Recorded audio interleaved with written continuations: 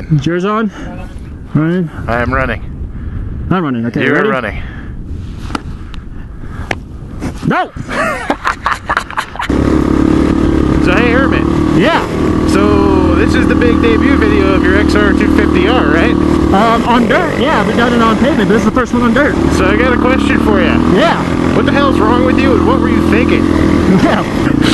What the hell's wrong with me? We don't have enough space on our SD cards. Is that what they're called, SD cards? Yeah, SD cards. Yeah, we don't have enough space on our SD cards to cover that. Alright, so what the hell were you thinking buying a 250 again? Yeah, I know you're not a fan of my WR. You like that DRZ, man. I am a fan of the DRZ. Alright, well, you know, so for anybody who's just catching up, I ride a DRZ 400 a lot. Yeah. And I ride a WR250R a lot. Well, hold on. You used to ride the DRZ a lot. Yeah, I used to. Don't lie to them. Okay, yeah. And now, this summer, I'm probably most of the time going to be on the XR250R. Okay. So, let me ask you, what do you think's wrong with that? Like, why not? Well, first of all, you already have, like, the most expensive and quote-unquote best 250 on the market for dual sports. Right? Second of all, the bike that you bought is, like, older than I am. Yeah. And third of all, you already have a 250, so that's 1 and 3. Okay, alright. So, yeah, so I don't know, like, they're pretty different 250s. Okay. You know, they're different. So, but first, what I was really thinking was, man, that bike's only $1,000 bucks. That is a good thing to think. Yeah, I mean, it's cheap, right? And I was like, you know, I kind of like to, like, you know, instead of borrowing Ned's bikes all the time, even though I can ride them whenever I want. Right. I kind of just like to have, like, my own bike to just kind of start me off. Right. And, you know, maybe I'll like, ride it for a while and trade up and then trade up. Right? Right. But you got to start somewhere. Well, hey, let me ask you this. Now, that's a trail bike that you converted to dual sport, as we've seen in the last couple of videos. Yep. So now, does that make that bike easier to work on than a dual sport, you know, like the WR250R? Yes, this bike is definitely easier to work on than the WR250R or the DRZ 400. Okay. Just because it's older and it's a simpler design. Right. It's air-cooled, it's kickstart.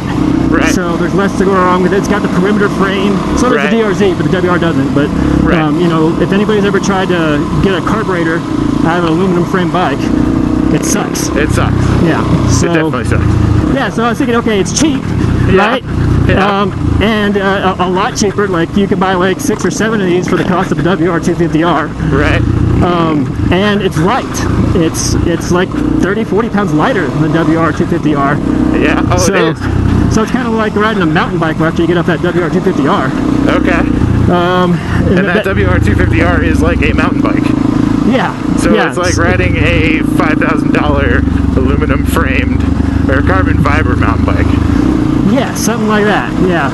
I don't know. It is a little bit more rickety. You know, like the WR250R, it's a nice bike. It's pretty plush and pretty comfortable. Right. And this bike, you know, because it's lighter and because the suspension is a little underpowered. Yeah. It gets pushed around a little bit more by the rough stuff. Right. Yeah. All right. Well, is there anything else wrong with it now? No, not really. Like the carburetor was totally stupid, and I got that fixed. Right. And you know, and again, it's like $30 to get a rebuild kit and do that. It's not that big of a deal. Right. The suspension was, you know, I don't think that oil had ever been touched, so it's 20 years old. Really? So yeah. So I put new oil and new nitrogen in the suspension and put a little bit thicker in the front. I got a good question for you. Yeah. Where do you get nitrogen? You just go to a shop and I just take the whole shock to the shop and say, here. Oh, okay. So they did it. Yeah. I would like to see you make one improvement to that bike, Hermit, that would make me feel better about your safety. What? And yes, I do care about my Hermit feller. Your brake light needs to be seriously fixed. Well, it needs to be an actual brake light for when you ride on the road. It's a trail bike. I know, but that's dangerous. Yeah, all right. I'll put that on the list. I'll even put that on the list in front of the back wheel. Yeah, it's probably cheaper. Yeah, but I say to solve that problem temporarily, let's just ride more dirt and less pavement. I'm with that. Yeah. I'm all for that, but I don't want to see you get hurt, you know. Yeah, okay. Hey, you're my boy, Blue. Man, man, this is cool looking. Look at all these flowers and the mountains. It'd be a good picture. The action cam was probably making this look totally lame, but this is awesome. The spot. Yeah. But yeah, so what I was really thinking was, it's cheap, it's light, it's easy to work on. It's actually a good trail bike because, you know, I don't gotta worry about radiators busting open if I drop it. That's true. Yeah, if the something with the electronics, the battery goes dead or something, it's a kickstart. I can still start it and ride home. True. You know, and you know, it was a purpose-built trail bike. And here's like one of the points I want to make about old trail bikes like this, like the bikes from the 90s and the 2000s that were like had their own platform for being a trail bike. Yeah. I think those are better trail bikes than the trail bikes you can buy new right now. Probably, because they're much simpler designed. Well, not just that, but they were made for trail riding. Like right now what they do is they take motocross bikes and they just repurpose that platform for trail riding. And so what's the difference? All right, so here's another good question. What's the difference between a purpose-built trail bike and a purpose-built motocross bike then? So a motocross bike, like, think about what you care about if you're racing motocross. Like, you want the lightest, most powerful bike you can. You want a really good power to weight ratio. You want like a lot of power and high RPMs. Right. And you know, if you got to do a bunch of maintenance on that bike after 20 hours, you know, so what? You know, it's probably a few weekends for you. And you know, if a motocross bike breaks down, if you break a radiator open or something on a motocross bike, so what? You just push it to your truck and you go home, right? Oh, okay, gotcha. You know, like a trail bike, you want a trail bike to be bulletproof and durable, and you still want it to be light, but it's not the most important thing to you. Right, but we want more lug too. Yeah, you definitely want more lug. So what companies do nowadays, and this is kind of theory, but this I think is pretty good theory, is they take their motocross bikes, and so they can make more money with economies of scale. They just repurpose all the same parts for motocross to trail bike, because the motocross guys, they're picky. If you don't get that bike right, then your buyers will go somewhere else. Right? Trail bike guys, they're not as picky about that stuff.